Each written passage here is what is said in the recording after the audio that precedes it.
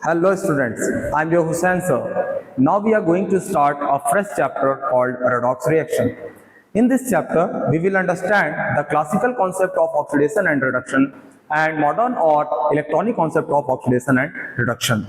After understanding oxidation and reduction, we will understand how to find oxidation number of any element in different compounds. So let us start. First we will understand the term redox. What do you mean by redox? Red stand for reduction and ox stand for oxidation. So we can write it as the definition of redox reaction as the simultaneous oxidation and reduction. The simultaneous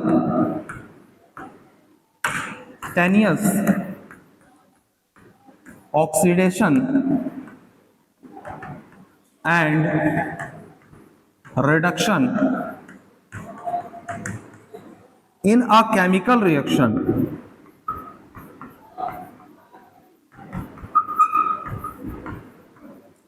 is called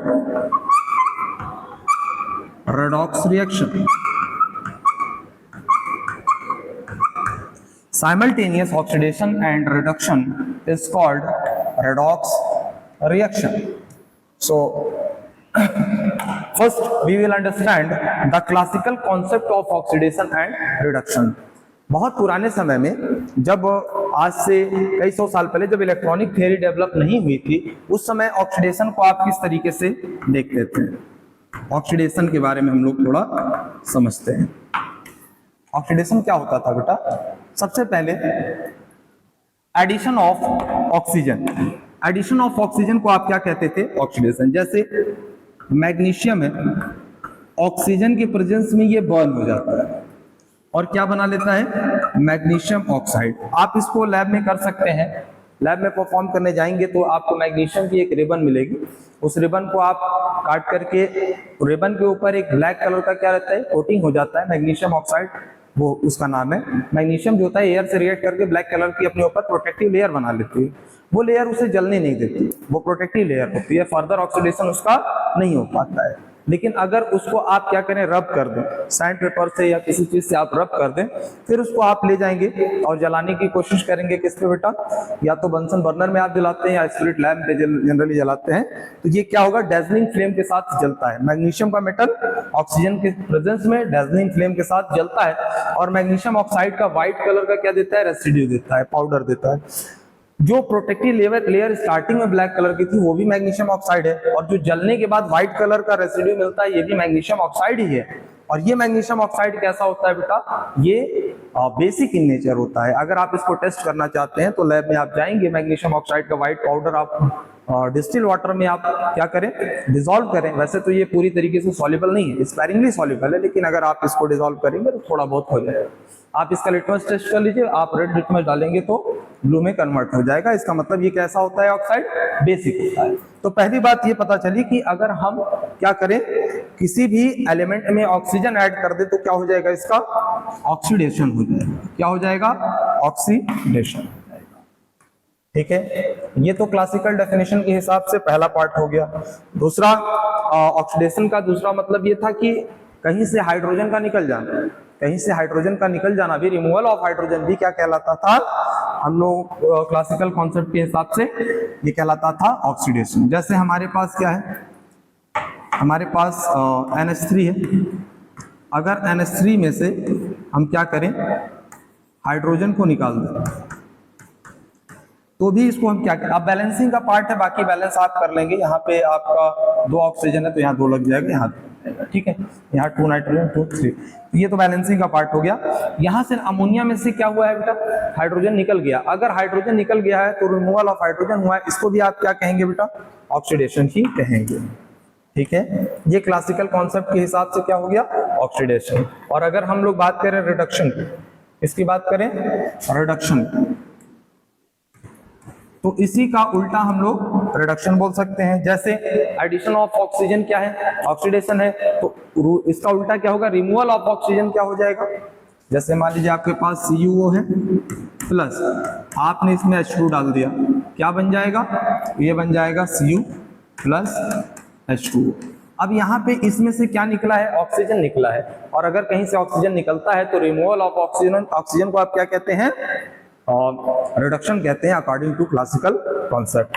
ठीक है, दूसरा आप example ले सकते हैं addition of hydrogen का, addition of hydrogen का, जैसे H2 को आपने I2 में मिला दिया तो क्या बन जाएगा, HI बन जाएगा। ठीक है, बैलेंस करेंगे तो यहाँ पे 2 आएगा स्टोइकियोमेट्री इसकी। तो यहाँ पे क्या हुआ, I2 में, I में जो आयोडाइड है इसमें क्या हुआ, आयोडीन में हाइड्रोजन का एडिशन हो गया, तो हाइड्रोजन का जुड़ना भी क्लासिकल कॉन्सेप्ट के हिसाब से क्या कहलाता था, ये रिडक्शन कहलाता था। तो ऑक्सीडेशन एंड रिडक्शन की क्लासिकल डेफिनेशन इतनी ही। इसके अलावा जब इसमें कुछ कमियां आई तो थोड़ा सा इंप्रूवमेंट और आगे हुआ। जैसे इसमें क्या कमी आई, आपको शॉर्ट में थोड़ा बता देते हैं। कमी ये आई, प्रॉब्लम ये आई कि हर जगह तो ऑक्सीजन का ऐड होना ऑक्सीडेशन था, हाइड्रोजन का निकलना भी ऑक्सीडेशन था, लेकिन कहीं कहीं पे ऐसी प्रॉब्लम आई कि ऑक्सीजन ऐड तो हो रहा है, ऑक्सीजन ऐड तो हो रहा है लेकिन वो ऑक्सीडेशन नहीं। जैसे हम बात करें फ्लोरीन, F2 में अगर ऑक्सीजन को हम जोड़ दें और कोई भी कंपाउंड बना दें, लेट्स से F2O या OF2 कुछ हम बना देते हैं, तो यहाँ पे हम सोच रहे हैं कि फ्लोरीन का हो गया ऑक्सीडेशन क्योंकि ऑक्सीजन ऐड हुआ है, लेकिन ऐसा नहीं है। फ्लोरीन का क्या हो गया है बेटा, फ्लोरीन का हो गया है रिडक्शन। क्या हो गया है, रिडक्शन। इंस्टेड ऑक्सीजन ऐड होने के बावजूद बेटा फ्लोरीन का क्या हो गया, रिडक्शन हो गया। इसका मतलब क्लासिकल जो डेफिनेशन थी उसमें कुछ इंप्रूवमेंट की जरूरत है, यहाँ पे कुछ प्रॉब्लम है। अब ये प्रॉब्लम क्यों आई, चलिए देखते हैं। बात यह है कि जब हम लोग इलेक्ट्रॉनिक थ्योरी पढ़ेंगे तो और अच्छे से समझेंगे। फिलहाल ये जान लीजिए कुछ एलिमेंट ऐसे होते हैं जो इलेक्ट्रोनेगेटिविटी जिनकी ज्यादा होती है। अब 118 एलिमेंट आपके पीरियोडिक टेबल में, 4 आपके ब्लॉक हैं और 18 ग्रुप्स हैं, 7 पीरियड्स हैं, आप जानते हैं इस बात को। तो उसमें ये देखा गया कि पूरे पीरियोडिक टेबल में 118 एलिमेंट अगर देखा जाए तो सबसे ज्यादा इलेक्ट्रोनेगेटिव एलिमेंट कौन था, फ्लोरीन था। फिर उसके बाद ऑक्सीजन का नंबर आता है, फिर क्लोरीन का नंबर आता है, फिर नाइट्रोजन का नंबर आता है, फिर इसके बाद ब्रोमीन, आयोडीन, सल्फर, फास्फोरस, उसके बाद कहीं कार्बन और हाइड्रोजन का नंबर आता है और इसके बाद मेटल स्टार्ट हो जाते हैं।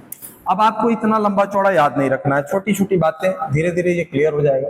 जैसे हम कहें कि फ्लोरीन का जो इलेक्ट्रोनेगेटिव होता है वो 4 होता है, ऑक्सीजन का 3.5 होता है, क्लोरीन का 3.16 होता है, नाइट्रोजन का 3.04 होता है और ब्रोमीन का 2.8 होता है और आयोडीन का 2.5। ये सब वैल्यू याद नहीं रखते। देखो ऑक्सीजन और क्लोरीन और नाइट्रोजन का लगभग बराबर होता है, सल्फर और आयोडीन का लगभग बराबर होता है ना, हाइड्रोजन और कार्बन का भी लगभग बराबर होता है। ठीक है, ये इलेक्ट्रोनेगेटिविटी होती क्या है, पहले तो यही आप समझो इलेक्ट्रोनेगेटिविटी क्या होती है। देखो एक तो होता है बेटा, आपने क्या किया, H2Cl2 ले लिया, जैसे होमो एटॉमिक मॉलिक्यूल, या क्या है ये, एक जैसे एटम रखने वाले मॉलिक्यूल हैं।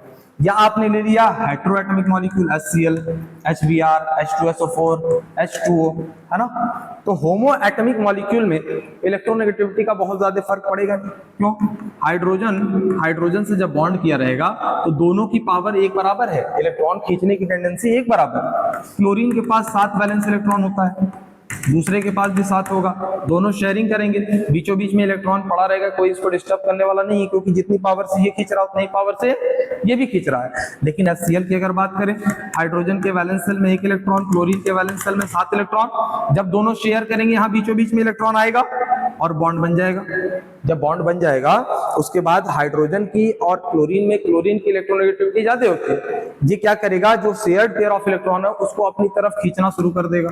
जब शुरू कर देगा खींचना तो इसके ऊपर थोड़ा सा नेगेटिव आ जाएगा, इसके ऊपर थोड़ा सा पॉजिटिव आएगा। पूरा खींचेगा नहीं, पूरा खींचेगा तो पार्शियल की जगह कंप्लीट नेगेटिव आएगा, लेकिन ये क्या करता है, थोड़ा सा खींचता है। थोड़ा सा खींचने की वजह से क्या होता है बेटा, इसके ऊपर पार्शियल नेगेटिव चार्ज डेवलप होता है और इसके ऊपर पार्शियल पॉजिटिव। तो कब इलेक्ट्रोनेगेटिविटी का आपको देखने का मिलेगा इफेक्ट, जब क्या हो, एक ज्यादा इलेक्ट्रोनेगेटिव हो और एक कम इलेक्ट्रोनेगेटिव हो। उसमें क्या होता है, इलेक्ट्रॉन की ड्रैगिंग हो जाती है। The tendency to drag the share pair of electron towards more electronegative element is called electronegativity. समझ गए? तो चलिए इधर आइए, इलेक्ट्रॉन पेयर को खींचना, उसकी वजह से पार्शियल चार्जेस डेवलप हो जाते हैं। तो ये बातें आप समझ गए होंगे। आइए अब बात करते हैं, ये कब होगा, जब एटम्स के इलेक्ट्रोनेगेटिविटी में फर्क हो। क्या है, एटम की इलेक्ट्रोनेगेटिविटी में फर्क हो। अब हम लोग स्टार्ट करते हैं कि मॉडर्न कॉन्सेप्ट क्या था ऑक्सीडेशन एंड रिडक्शन का। जैसे हम NaCl बनाए थे, लास्ट लेक्चर आप लोग देखे होंगे अगर, तो हमने क्या किया था, हमने सोडियम में क्लोरीन को मिला दिया था। क्या मिला दिया था, सोडियम को क्लोरीन में मिला दिया था। क्या बन गया था यहां से, NaCl। ठीक है, अच्छा, अपने नेटिव स्टेट में अभी तो मैं रूल लिखवा दूंगा, कोई भी एटम जीरो ऑक्सीडेशन स्टेट पे होता है, तो क्लोरीन भी नेटिव स्टेट मतलब जिस स्टेट में नेचर में पाया जाता है, फ्री फॉर्म में जीरो होता है। अच्छा, जब सोडियम बॉन्ड बनाया होगा तो एक इलेक्ट्रॉन दिया होगा, क्लोरीन एक इलेक्ट्रॉन लिया होगा। कैसे, आयनिक बॉन्ड जब हम पढ़ाए थे तो उस समय बताए। यहां से यहां जाते समय और यहां से यहां जाते समय क्या हुआ है, यहां से सोडियम ने एक इलेक्ट्रॉन लॉस किया होगा और क्लोरीन ने एक इलेक्ट्रॉन गेन किया होगा। बाकी बैलेंसिंग आप करेंगे तो ये मान लीजिए 2 इलेक्ट्रॉन गेन करता है, ये 2 इलेक्ट्रॉन देता है, तो 2 सोडियम होगा 2 क्लोरीन होगा, उससे नहीं मतलब सोडियम ने इलेक्ट्रॉन दिया है, क्लोरीन ने इलेक्ट्रॉन लिया है, ठीक है ना। तो लॉस ऑफ इलेक्ट्रॉन किसका हुआ है, सोडियम का। तो सोडियम का यहां से यहां क्या हो गया, ऑक्सीडेशन हो गया। क्लोरीन का यहां से यहां क्या हो गया, रिडक्शन। ठीक है, बात समझ में आ रही है कि नहीं आ रही। तो इसका हुआ ऑक्सीडेशन और इसका हुआ रिडक्शन। अब इसमें ऑक्सीडाइजिंग एंड रिड्यूसिंग एजेंट का भी कभी कभी खेल होता है, पूछ लेता है कि कौन ऑक्सीडाइजिंग एजेंट है और कौन रिड्यूसिंग एजेंट है। तो बेटा सिंपल सा मतलब है, जिसका ऑक्सीडेशन होता है, मतलब सोडियम का ऑक्सीडेशन हुआ है तो ये एक रिड्यूसिंग एजेंट हो गया, और क्लोरीन का रिडक्शन हुआ है तो ये एक ऑक्सीडाइजिंग एजेंट हो जाएगा। तो आप इलेक्ट्रॉनिक थ्योरी में आप लिख सकते हैं ऑक्सीडेशन एंड रिडक्शन में कि loss of electron is called oxidation and gain of electron is called reduction. ठीक है, क्लियर है। तो ये उसके बाद आप इसको बना लीजिएगा, क्लियर। बहुत सारे ऐसे अभी एग्जांपल हो सकते हैं, जैसे हम बात करें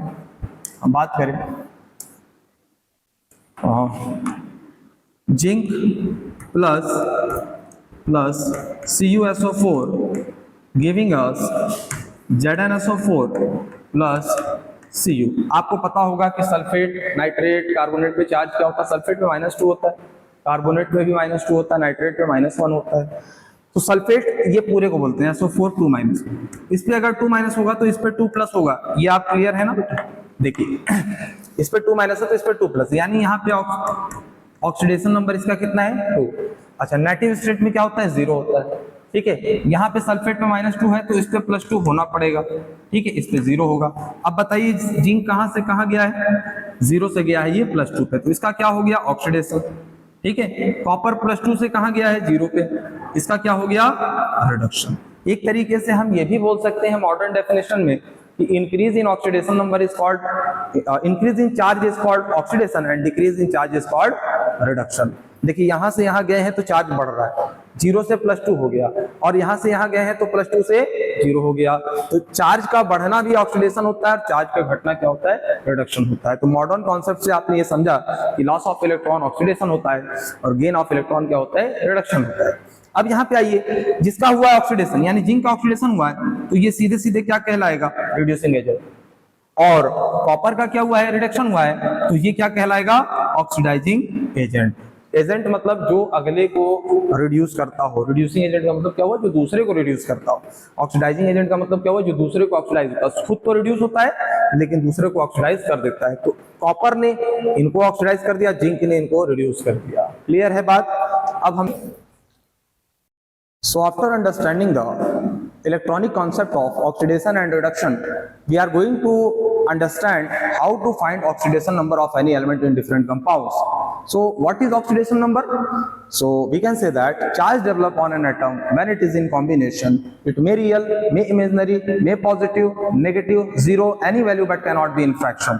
तो ऑक्सीडेशन नंबर क्या होता है, किसी एटम पे चार्ज डेवलप तब होता है जब वो कंबाइन करते हैं, अगर कंबाइन नहीं करेंगे तो उस पे चार्ज डेवलप नहीं होगा। किसी भी 118 एलिमेंट पीरियोडिक टेबल में आप ले लीजिए, जब वो किसी से कंबाइन करेंगे तभी उसमें चार्जेस डेवलप होने की पॉसिबिलिटी है।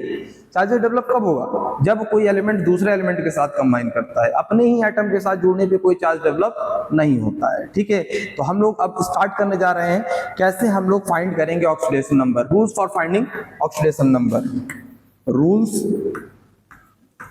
For finding oxidation number. या ऑक्सीडेशन स्टेट। दोनों में स्लाइड डिफरेंट है, अभी के लिए आप एक ही मान के चलेंगे। क्या है पहला रूल? पहला रूल है charge on any atom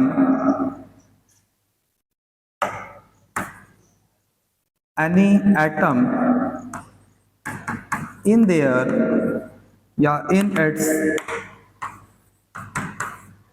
native state is equals to 0।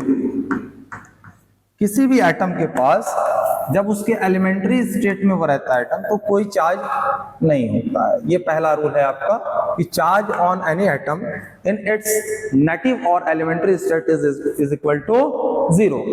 Rule number 2 है group 1 element charge on group 1 elements. अब ग्रुप 1 एलिमेंट्स कौन हो गए बेटा? ग्रुप 1 एलिमेंट हो गए जैसे lithium, sodium, potassium, rubidium, caesium. Hydrogen को हमने नहीं लिया है क्योंकि हाइड्रोजन का ग्रुप अभी स्टिल डिफाइन नहीं है, उसको फर्स्ट ग्रुप में रख देते हैं, लेकिन वो फर्स्ट ग्रुप का एलिमेंट नहीं है। ठीक है, ये इस पे कितना होगा? ऑलवेज +1। कितना होगा? ऑलवेज +1। किस पे होगा ये +1 का चार्ज? ये होगा ग्रुप 1 एलिमेंट, जिसको अल्कली मेटल भी बोला जाता है। ठीक है, अच्छा rule number 3, charge on group 2 element. Group 2 elements is always equals to +2। अब ग्रुप 2 एलिमेंट्स कौन से होते हैं? इसको बोलते हैं alkaline earth metals. Alkaline earth metals जैसे आपका हो गया beryllium, magnesium, calcium, strontium, barium, और रेडियम को नहीं लेते हैं क्योंकि रेडियम आपका क्या हो जाता है? रेडियो एक्टिव मटेरियल हो जाता है। रेडियो एक्टिव मटेरियल आप इसकी केमिस्ट्री अलग होती है, केमिकल रिएक्शन में इसको आप कंसिडर नहीं करते हैं। ठीक है, 3 रूल हो गए। पहला रूल है कि charge on any atom and in its native और elementary state is always equals to 0। और charge on group 1 element, group 1 मतलब lithium, sodium, potassium, rubidium, caesium, francium को भी नहीं लेते हैं, फ्रांसियम भी रेडियो एक्टिव एटम होता है। और तीसरा है कि चार्ज ऑन ग्रुप 2 एलिमेंट जैसे beryllium, magnesium, calcium, strontium, barium, radium क्या होगा बेटा? +2 होगा। ये चार्ज कब होगा? जब किसी दूसरे एटम से, जैसे लिथियम क्लोरीन से जुड़ जाए, sodium chlorine bromine iodine sodium oxygen से किसी से भी जुड़ जाए, जब दूसरे एटम से जुड़ेगा तभी इस पे कितना चार्ज आएगा? +1 आएगा। हमेशा +1 ही आएगा, +1 से ये बदल के +2 वगैरह नहीं होंगे। हाँ, इस पे +2 हमेशा रहेगा। Beryllium, magnesium, calcium, strontium, barium, radium पे कितना होगा? +2 का चार्ज होगा। चौथा रूल है, रूल नंबर 4 है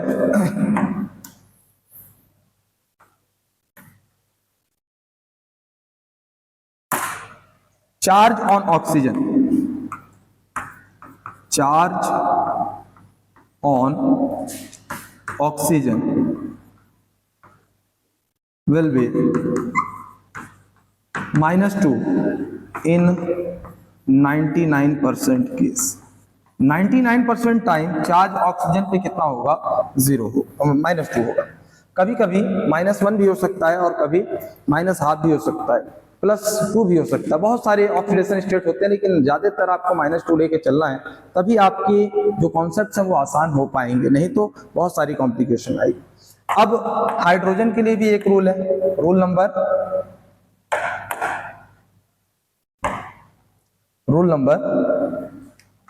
5। Charge on hydrogen is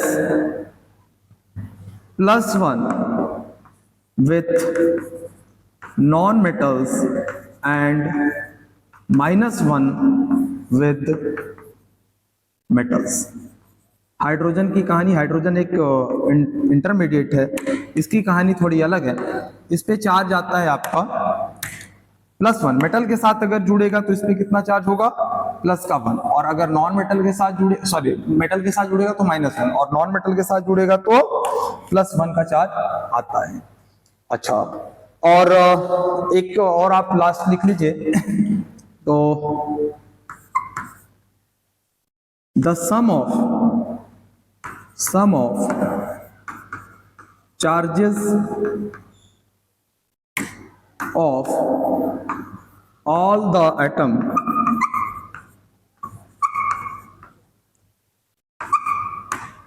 is equal to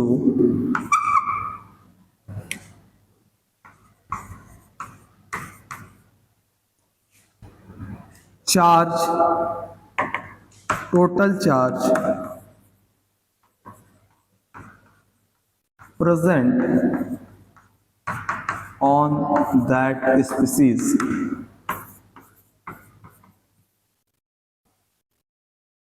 तो इसका मतलब क्या हुआ, इसका मतलब है कि जैसे कोई आपके पास पॉलीएटॉमिक एनायन वगैरह आ गया, तो उसका आपको इक्वेट करना पड़ेगा। अगर कोई चार्ज नहीं है कंपाउंड पे तो आप 0 से इक्वेट कर देंगे, और अगर कोई चार्ज प्रेजेंट है तो आप क्या करेंगे, जैसे मान लीजिए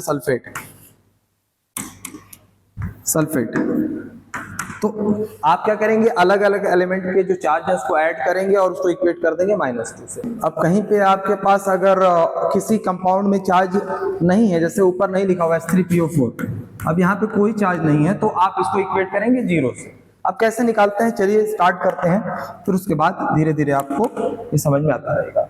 जैसे एक चीज और दिमाग में बैठा लीजिए कि चार्ज जो होता है ना बेटा, वो अगर 17 ग्रुप का देखा जाए तो जनरली -1 होता है। जैसे फ्लोरीन, क्लोरीन, ब्रोमीन, आयोडीन, ये क्या होते हैं बेटा, अक्सर -1 पे रहते हैं। तो इसको आप एक बार दिमाग में अपने बैठा लीजिए, फिर आगे चलते हैं हम लोग। जैसे हमको निकालना है HNO3, HNO2 और H2SO4 में डिफरेंट एलिमेंट का चार्ज निकालना है, ठीक है। तो हम कैसे निकालेंगे, हमारे पास हाइड्रोजन का तो हमको पता है कितना होता है। हाइड्रोजन नॉन मेटल के साथ जुड़ा है, +1 होगा। ऑक्सीजन -2 जनरली होता है, कभी कभी परऑक्साइड में -1 भी ऑक्सीजन का होता है, सुपर ऑक्साइड में -1/2 भी होता है, ठीक है। तो हम यहाँ पे नाइट्रोजन का ही सिर्फ निकालना चाहेंगे, क्योंकि नाइट्रोजन वेरी करता है। अक्सर आप देखेंगे कि पी ब्लॉक के और डी ब्लॉक के एलिमेंट की ऑक्सीडेशन स्टेट वेरिएबल होती है, फिक्स नहीं होती है। हम ये नहीं कह सकते नाइट्रोजन का 5 होगा या कुछ, बदलता रहता है ना। तो इसका निकालना होगा हमको। कैसे निकालेंगे, इसको निकालने के लिए जिसका निकालना उसको x मान लीजिए, जो सेंट्रल एटम है उसको क्या मान लीजिए, x। अब दोनों तरफ इसके एटम है तो दोनों साइड प्लस का निशान लगा लीजिए। अब हाइड्रोजन का नॉन मेटल के साथ 1 होता है, ऑक्सीजन का -2 होता है, लेकिन 3 ऑक्सीजन होने की वजह से -6 हो जाएगा, इक्वल्स टू कोई चार्ज इसके ऊपर दिख नहीं रहा इसलिए 0 हो जाएगा। यहां से x की वैल्यू जब आप निकालेंगे तो +5 आएगा, यानी नाइट्रोजन किस स्टेट पे है, +5 के ऑक्सीडेशन स्टेट पे है इसमें। अभी यहाँ पे भी नाइट्रोजन है, आप जब इसको निकालने जाएंगे, आप जब यहाँ पे नाइट्रोजन का निकालेंगे तो नाइट्रोजन को x मानेंगे, और हाइड्रोजन नॉन मेटल के साथ +1 और ऑक्सीजन -2 × 2 -4 हो जाएगा। टोटल चार्ज कुछ नहीं है, तो इस पे क्या हो जाएगा बेटा, 0 हो जाएगा। यहाँ से x की वैल्यू अगर आप निकालेंगे तो +3 आएगा, यानी यहाँ पे नाइट्रोजन किस स्टेट पे है, +3 स्टेट पे है, ठीक है।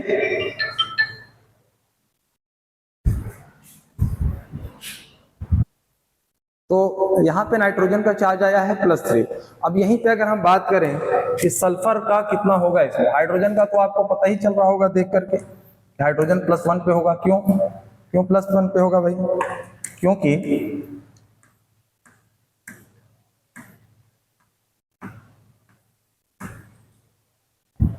क्योंकि हाइड्रोजन जो जुड़ा है वो नॉन मेटल से जुड़ा है।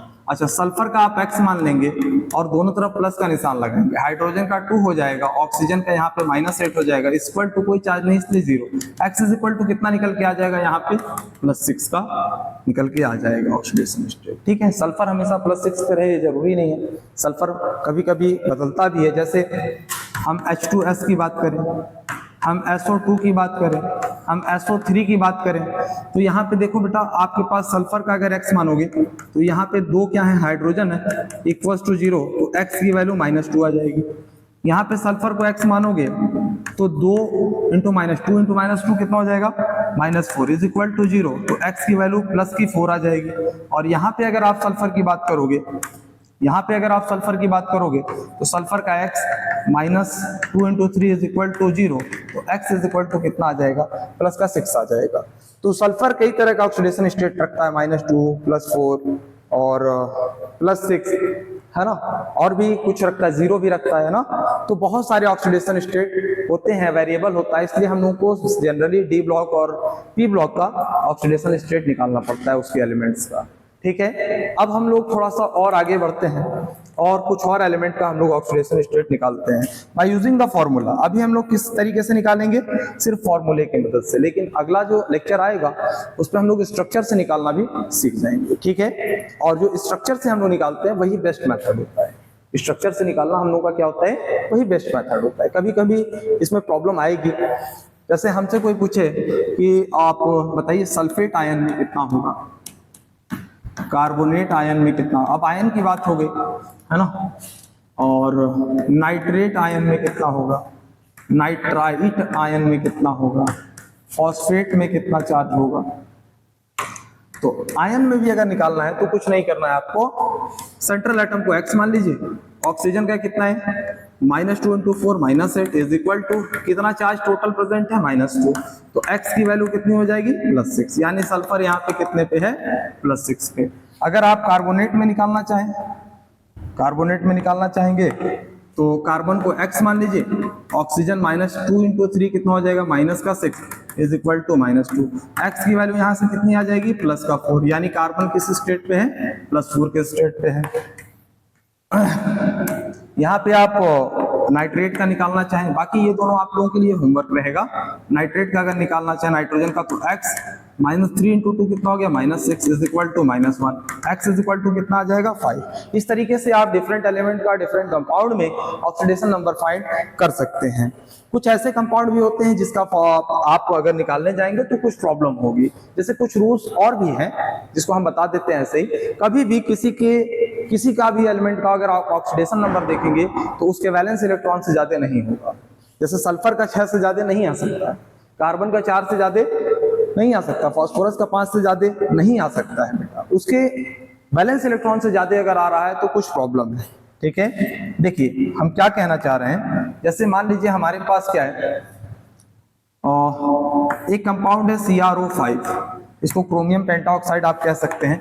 अब अगर हम इसकी बात करें, हम पहले ही बता दे रहे हैं बैलेंस इलेक्ट्रॉन क्रोमियम के कितने हैं, 6, मैक्सिमम 6 बॉन्ड ये बना सकता है, इससे ज्यादा ऑक्सीडेशन स्टेट ये दिखा नहीं सकता। अब इसकी बात अगर हम करें तो आपने क्या किया, यहाँ पे x मान लिया, -2 इंटू 5 कितना हो जाएगा, -10, और कोई चार्ज ऊपर तो था नहीं तो आपने 0 कर दिया, x इज इक्वल टू 10 आ जाएगा, जो कि पॉसिबल नहीं है, जो कि पॉसिबल नहीं है। दूसरा H2SO8 का बना दिया, मार्शल एसिड H2SO8 का बना दिया। अब यहाँ पे आप निकालने गए, सल्फर को 2x मान लिया, हाइड्रोजन 2 हो गया, -16 हो गया।